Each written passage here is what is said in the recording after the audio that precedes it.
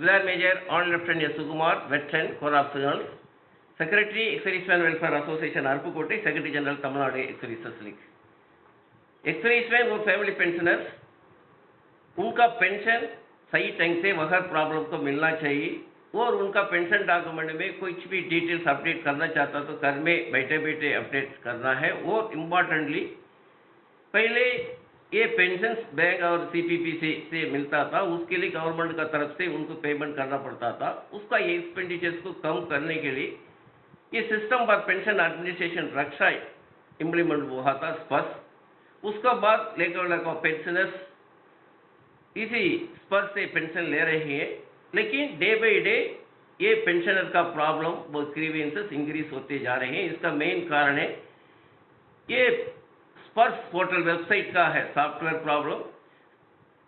एक ही साइड ये software problem होने से में भी कुछ भी ग्रीवेंसेस सर्विस रिक्वेस्ट भेजते हैं, उसको सही ढंग से उसने पीसीडीए पर नहीं तो रिकॉर्ड ऑफिसर्स उसको एक्सेप्ट करके उसको इमीडिएट उसका रिप्लाई वगैरह देना चाहिए, उसको सही करके उसका पेंशन सही तरीके से उसको पेंशन मिलना चाहिए, सही पीपीओ वगैरह इश्यू करना चाहिए। लेकिन बहुत कंप्लेंट्स का बाद ईमेल उसका ग्रीवेंसेस सर्विस सीपीएन ग्राम में देने के बाद ही हो रहा है, उसका 1-2 साल 3-4 साल भी लग जाते हैं कोई कोई केसेस को।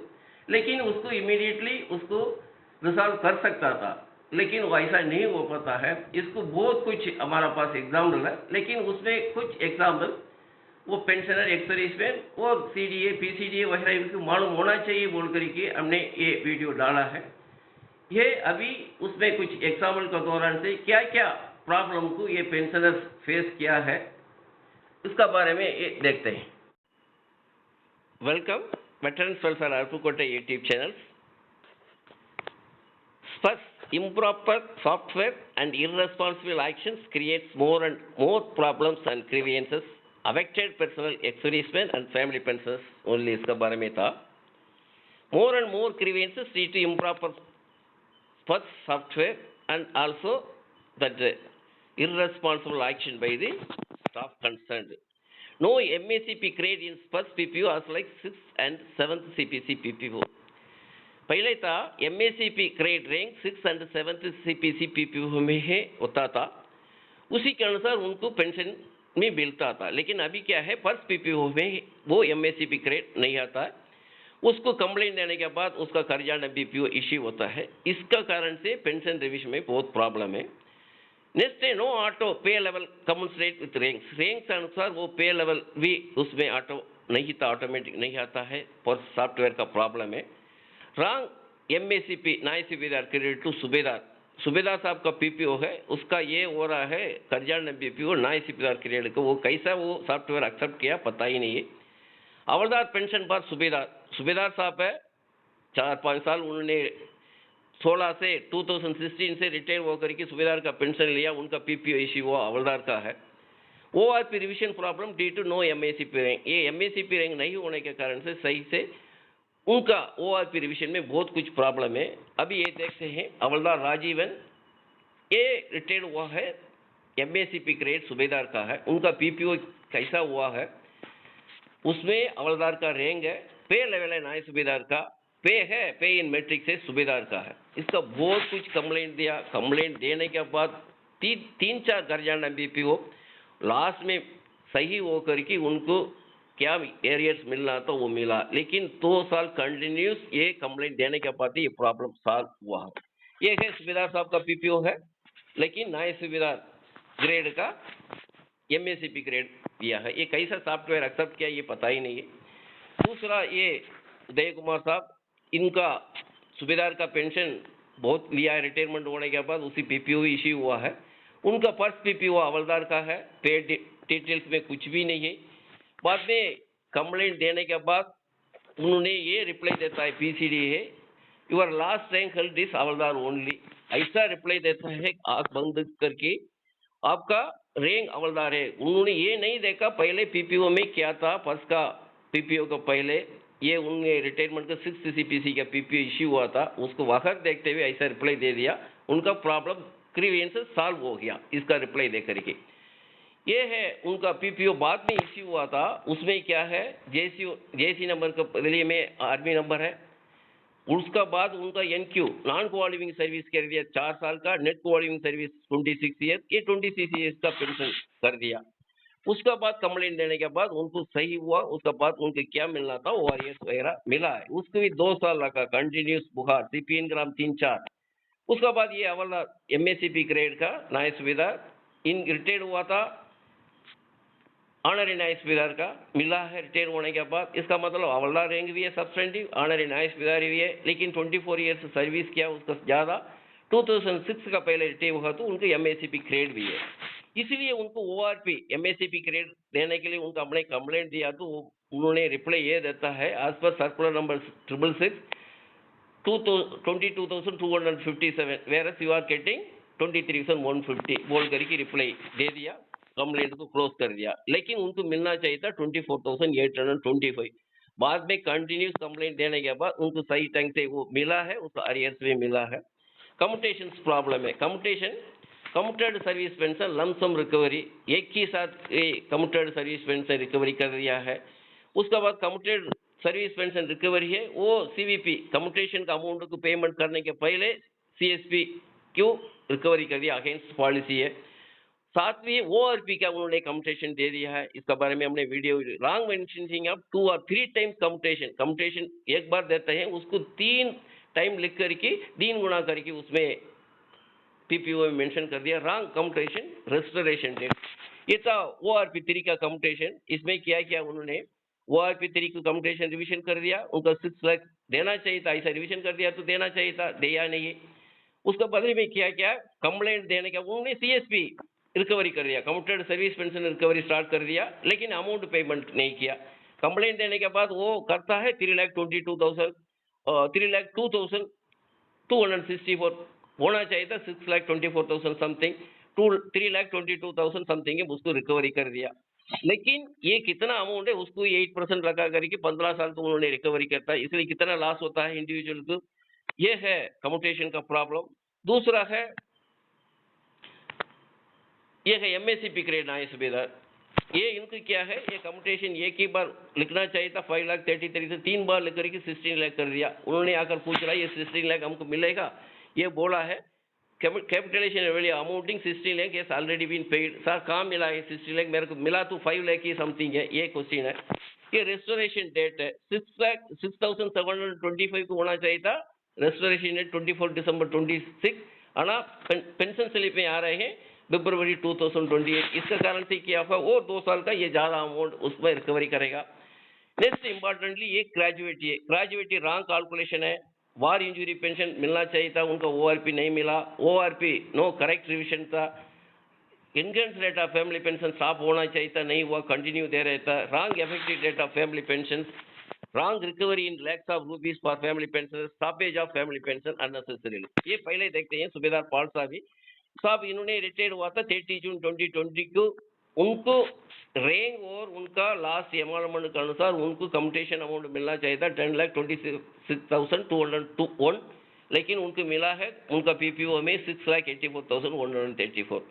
बहुत कुछ कंप्लेंट रिकॉर्ड ऑफिस उन्होंने कब से आया, उसी टाइम रिकॉर्ड ऑफिस में भी जाके आ गया बता रहा था। उसके बाद सीपीएन ग्राम वगैरह कंटिन्यूस दिया था, ये तमिलनाडु एक्सरी का फरवरी में हमने कंप्लेंट दिया था, उसका एक रिप्लाई आया था सीपीएन ग्राम से, बोलता उनका पीपीओ इश्यू कर दिया, 6 लाख का बदले में उन्होंने 10 लाख का पीपीओ इश्यू कर दिया, लेकिन रिप्लाई ये देता है बाकी अमाउंट नेक्स्ट मंथ में आपको ये पेमेंट हो सकता है। ये साहब ने ट्रिची अपना आउटरीच प्रोग्राम में है सीडीए चेन्नई, उनसे भी बात किया था सामने जयशीलन साहब के साथ, उन्होंने भी बोला हमने जल्दी से कर देंगे। अभी आउटरीच प्रोग्राम हुआ था 30 जून का, आज डेट हो गया 18 से ज़्यादा हो गया, लेकिन अभी तक उनका अमाउंट ये क्रेडिट नहीं हुआ है। दूसरा ये ग्रेजुएटी देखना है, ग्रेजुएटी का कैलकुलेशन इसमें ये दिया है, उसका फार्मूला है, उसी के अनुसार पहले एग्जाम ला, ये एमएससीपी नाइसपीआर का उनका क्वालिफिकेशन ईयर्स 24 ईयर्स है, लेकिन ये कैलकुलेशन ऐसा है एनवायरमेंट में 1/4 उनका सैलरी, उसके माफिक उनका कितना 6 मंथ सर्विस किया, 24 ईयर्स किया होगा तो उनका वेटेज 5 ईयर्स है, उसका बाद 29 ईयर्स ये हो जाता है, उसका मतलब 58 मंथ्स हो जाता है 6 मंथ, उसके अनुसार उनको 1/4 सैलरी 6,88,000 उनका है, ये मिल गया। ये था सही ढंग से कैलकुलेशन। दूसरा देखना, एक नायक नटराजन है, उनका सर्विस है 15 ईयर्स 9 मंथ, उनको क्या लिखा है, उनका एंटाइटलमेंट में 9.5 ईयर्स। इसके अनुसार उन्होंने कैलकुलेट कर दिया 6 मंथ का कैलकुलेट करके 19 6 मंथ, वो भी गलत था, 19 6 मंथ नहीं होता है, 18 ये होता है। उसका बाद उन्होंने किया 19 6 मंथ के लिए 2,39,000 उन्होंने ये कर दिया। उसका बाद एक्चुअली उनकी क्या होना चाहिए था, 15 ईयर्स 9 मंथ, उसको 5 ईयर्स वेटेज करने का, तो उनकी ये सर्विस बनता है 20 ईयर्स। 20 ईयर्स का बाद उसका 20 ईयर्स 9 मंथ, उसके अनुसार 6 मंथ कितना होता है, 41 6 मंथ, उसी का अनुसार 5 लाख समथिंग बन जाता था।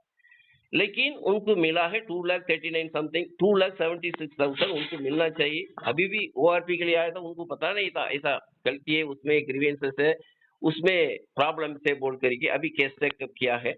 दूसरा ये वार इंजरी पेंशनर, वार इंजरी पेंशनर की क्या था, ORP 2 अप्लीकेबल है, ORP 3 भी अप्लीकेबल है। ORP 2 नहीं मिलेगा तो कंप्लेंट दिया हो तो बोलता है आपको सही पेंशन मिल रहा है 18,427 वार इंजरी पेंशन और सर्विस एलिमेंट पे बोल करके विच एज पर ORP बोलकर का, ये 18,427 है, 7th CPC का है।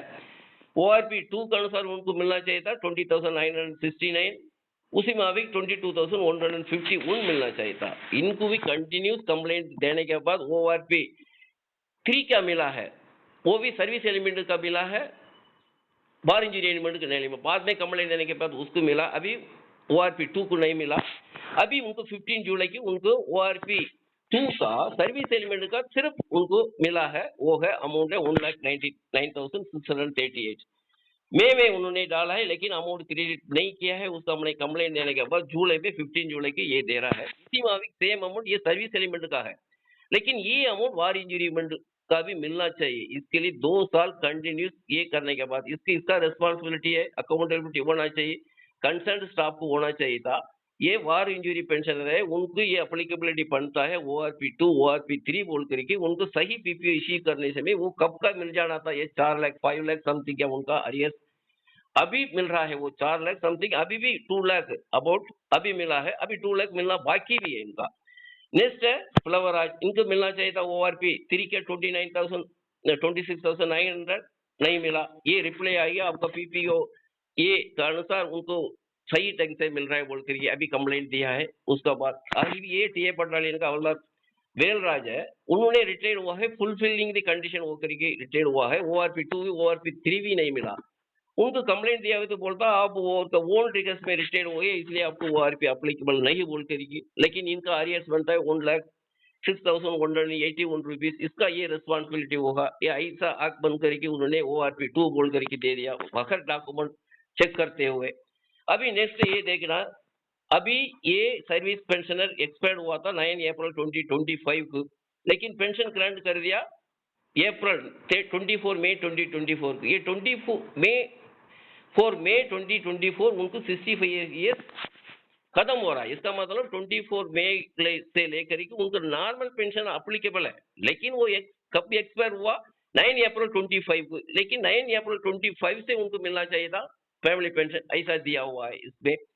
अभी क्या है नेक्स्ट है ये लिबरेटरी फैमिली पेंशन का अननेसेसरी 29 लाख उसका रिकवरी डाल दिया, एक महीना में रिकवरी भी कर दिया 16,000 समथिंग। इसका भी हमने एक पहले वीडियो में भी डाला था इसका बारे में। ये इसका गलती है, सॉफ्टवेयर का प्रॉब्लम है। एक बार उनको सही टाइम से उनका अप्लीकेबिलिटी था, एलिजिबिलिटी था, दे दिया, फिर उनको नहीं बोल करके PPO इश्यू करके रिकवरी कर रहे हैं। अभी दूसरा है देखना है, ये फैमिली पेंशनर है, उनका फादर एक्सपायर हो गया था अक्टूबर 20 में है 2020 में, मदर एक्सपायर हो गया था अक्टूबर 2023 में। उसका बाद विदाउट डॉक्टर का पेंशन मिलना शुरू हो गया उनका डॉक्यूमेंट सबमिट करने के बाद। लेकिन PPO में क्या कर दिया, करंट बेनिफिशियरी डिटेल्स में मदर को भी लिख दिया, उसका बाद वो विदाउट डॉक्टर को लिख दिया, लेकिन नीचे दे दिया मदर का बदले में है विदाउट डॉक्टर का। लेकिन बाद में SMS क्या है, तीनों को आया है ये उनका लाइफ सर्टिफिकेट सबमिट करा, उसको कंप्लेंट दिया होगा तो बाद में क्या होगा, उनका डेट ऑफ बर्थ, फादर का डेट ऑफ बर्थ उसने ये ऐसा डाल दिया था, उनका गलती से डाल दिया उनका, उसका कंप्लेंट दिया होगा तो वो अभी क्या हुआ है, जून महीना का उनका पेंशन को स्टॉप कर दिया। कारण क्या है, आपका आधार कार्ड नहीं बोल करके। अभी देखना इसी पीपीओ में उनका आधार कार्ड डिटेल्स वगैरह सब कुछ है। आधार कार्ड सही होने के बाद उनका DLC digital life certificate submit करने के बाद वो पेंशन ले रहा था। अभी बोलता आपका पेंशन फर्स्ट पोर्टल में आपका आधार कार्ड नहीं बोल करके आ रहा है। अभी कहाँ बताएंगे इसका बारे में? अभी पेंशन स्टॉप हो गया, इनको जून महीना का पेंशन नहीं मिला है। ये है